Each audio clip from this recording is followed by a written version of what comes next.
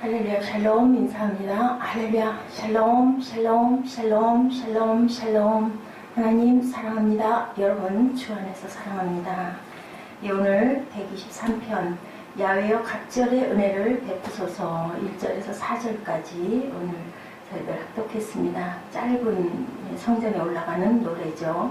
하늘에 계시는 주여 내가 눈을 들어 주께 향하나이다. 우리의 도움은 야훼 이름에 있기 때문에 시편 기자는 야훼 이름이 있는 성전에 올라가며 성전에서 눈을 들어 주님의 긍휼을 간절히 기다리고 있다 이렇게 기도하죠. 114편 8절에도 우리의 도움은 천지를 지으신 야훼 이름에 있도다.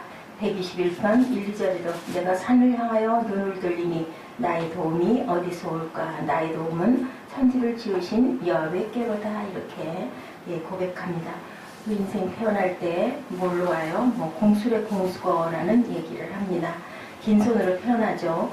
한평생 살면서 먹을 것도 먹고, 그죠? 입을 옷도 입고, 또한 사용할 것 사용하고 삽니다. 빈손으로 왔지만 우리 사는 게 하나님의 은혜로 사는 거죠. 하나님 은혜가 없이는 단 한순간도 살 수 없는 존재가 바로 인간입니다. 하루에 36만 5천 번 숨을 쉰다고 하네요. 사람은 하루 평균 16입방미터의 공기를 마시지 않으면 생존할 수가 없다라고 말라기에 이렇게 증거하고 있습니다. 코를 틀어막고 공기를 마시지 않고 참으면 뱃속으로 들어마시는 공기 누가 주세요? 하나님이 주시죠.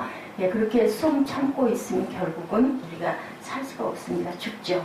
인체는 70% 이상이 물로 되어 있고 하루 평균 2.5리터 이상의 물을 마셔야 생존이 가능하다고 합니다. 그 물은 누가 주실까요?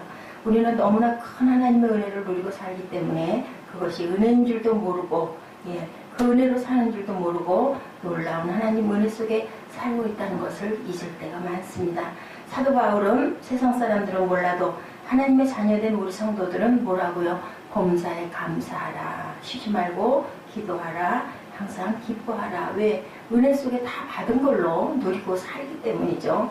매일 우리들 아침에 일어나면 제일 먼저 기억하는 게 특히 새벽 예배 하나님께 나오시는 분들은 하나님 먼저 기억하고 그래도 내가 이렇게 일어날 수 있어서 감사하다라는 생각 하실 거예요. 잠자리에 들 때 밤에 하나님 감사합니다 하고 저희들 간단하게라도 항상 마음으로 감사하고 주무실 겁니다.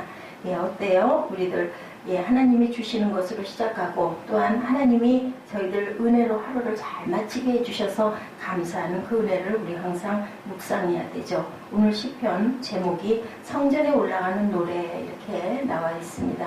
하늘에 계시는 주여 내가 눈을 들어 주께 향하나이다. 야훼께 은혜를 구하는 시의 내용이죠. 아무 것에서나 예배하고 기도하지 않고 항상 구약에 특히 어디로요? 하늘을 눈을 들어서 우리가 하늘을 우러러보며 성전에서 기도한다. 그렇게 나와 있습니다.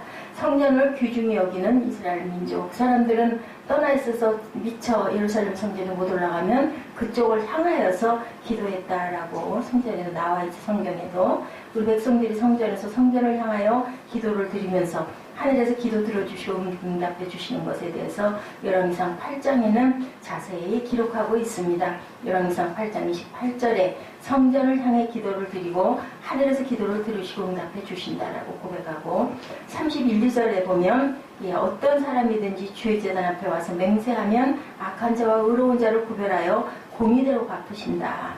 또한 33, 4절에 백성들이 범죄하여 적국 앞에 패하여 포로로 잡혀갔을 때 주의 백성들이 성전을 향해 회개하며 기도하면 다시 회복시켜 조상들의 땅으로 돌아가게 해주신다. 8장 36절에는 하늘이 닫히고 비가 내리지 않고 기근이 올 때 백성들이 성전에 와서 기도하면 하늘에서 비를 내려주신다라고 이렇게 증거하고 있습니다.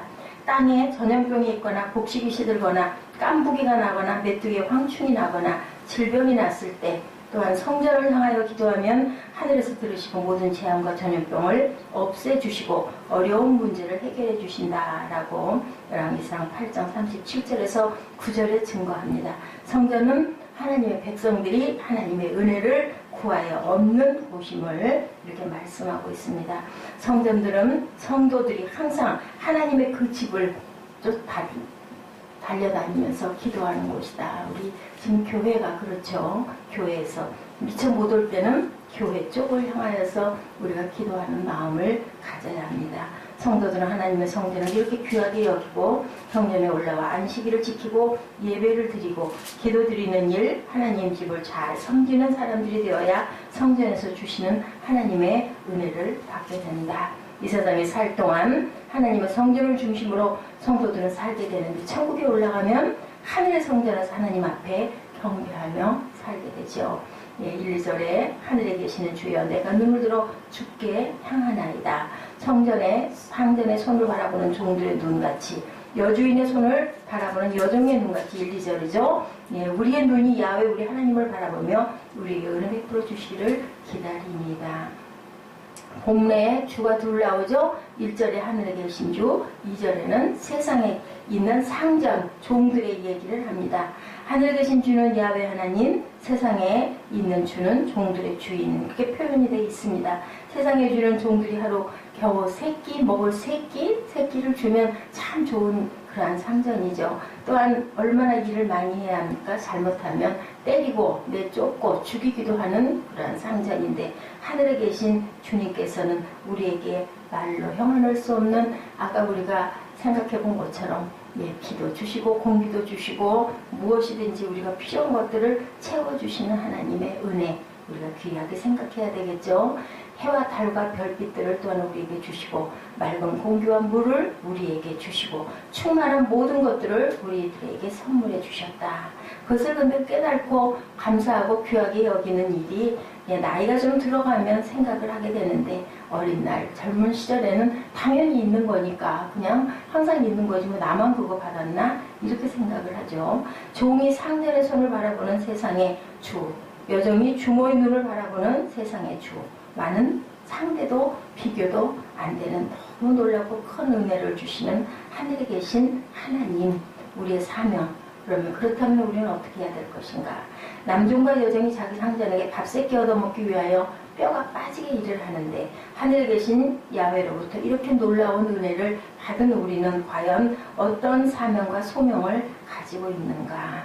우리는 어떻습니까? 하늘에 계신 주님에게 이 세상의 회사의 주인이 직장의 주인보다 훨씬 더 많은 충성을 해야 하는데 과연 그런 마음을 갖고 있는지 갑절의 은혜를 받아야 한다. 3, 4절이죠. 야훼여 우리에게 은혜를 베푸시고 은혜를 베푸소서. 심한 멸시가 우리에게 넘치나이다. 안일한 자의 조소와 교만한 자의 멸시가 우리 영혼에 넘치나이다. 야훼여 우리에게 은혜를 베푸시고 은혜를 베푸소서라고 이렇게 기록되어 있습니다. 은혜를 베풀고 은혜를 베풀면 어떤 은혜? 갑절의 은혜가 되죠. 하나님의 아버지로 믿고 공경하고 섬기는 성도가 불신자들보다 더 잘 살지 못하고 조소거리가 되고 멸시거리가 된다. 그러니 하나님 은혜 베풀어 주시옵소서.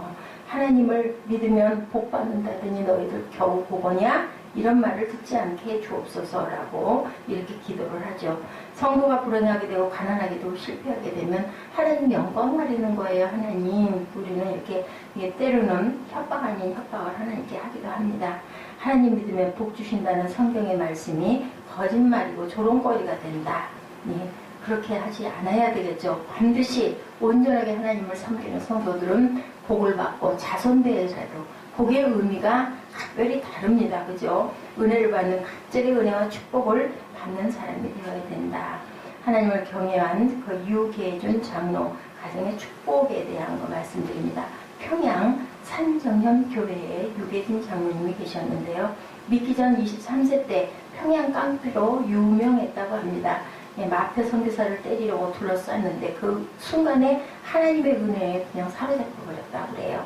큰 감동을 받고 깡패 그룹을 해산시키고 25세에 윤덕준 양과 결혼을 해서 6남 2녀를 두었는데 첫째 등남 기념으로 미림지 교회를 건축하고 45세 때는 산정면 교회의 장로가 되고 주기철 목사님이 옥중에 계실 때 쌀 한 가마를 갖다 주어서 가족을 돌보기도 했다고 합니다. 그는 6.25 전날 밤 괴뢰군에 잡혀가 대동강 언덕에서 순교당하기까지 믿음과 충성과 헌신으로 하나님을 경외하는 생을 일관했는데 그 장로 천상에서 받을 복도 크지만 지상에서도 많은 축복을 받았다라고 기록이 되어 있어요. 자녀들이 유기온이라는 예, 자녀가 의사였는데 미국에서 의학 박사가 되고, 유기영은 부산대학 의과대학 교수가 되고, 유기선 의학 박사가 되고, 유시천 전 서울법대 학장이 되고, 유기진 미국 시카고에서 외과 의사가 되고, 유기묵 미국 일리아노주에서 의사가 되고, 장녀 유기옥은 용산노가병원 원장이 되고, 차녀 유기숙은 약학사 전숭실대학교 총장을 지내고 국무총리를 지낸 바 있는 이한빈 박사의 부인이 되었다라고 이렇게 기록이 되어 있어요. 유해진 장로 후손이 106명 모두 출세하여 쟁쟁한 인물이 되었다. 예, 순교했지만 젊은 날 그렇게 깡패로 지내다가 나중에 그것을 깨닫고 그 이후의 삶이 돌아가기까지, 순교하기 직전까지 많은 선한 사업을 하고 갔는데, 본인은 그렇게 해서 순교에 피를 뿌렸지만 자녀들 8이 이렇게 잘 되고, 그 뒤에 후손들 106명이 이렇게 자녀에게 복을 주신다라는 것을 우리가 항상 알아야 합니다. 이렇게 많은 일들을 하고 갈 때 젊은 시절 돌아갔어요. 보니까 젊은 시절에 엄두에서 순교를 당했는데, 유교에 들어갔는데도 나머지 자녀들이 이렇게 다 잘 된 거, 하나님께서 축복해 주시면 우리가 생각할 때는 우리가 잘하고 애가 똑똑해서 그런 것 같지만 아니에요. 부모의 믿음이 정말 중요하다. 그래야 자녀가 잘 된다는 것을 우리가 알아야 됩니다.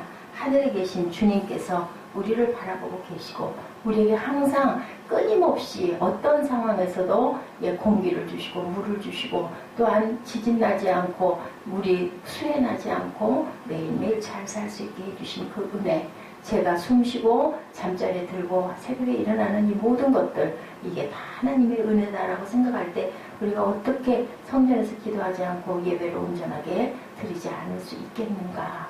자기 복은 자기가 행하기에 달려있다. 우리 자녀들 그렇죠. 부모에게 정답게 굴고 잘하는 뭔가 주고 싶지 않아요? 그런 것처럼 항상 순종하는 마음, 그리고 부모를 공경하는 마음 가졌을 때 하늘에 계신 아버지께서 이렇게 축복하시지 않겠느냐. 세상 부모도 그런데 하늘아버지는 얼마나 더 큰 축복을 주시겠나. 우리가 늘 기억하시고 오늘도 힘차게 시작하시는 2월 2일 둘째 날 되시기를 주님의 이름으로 축복합니다. 기도하시겠습니다.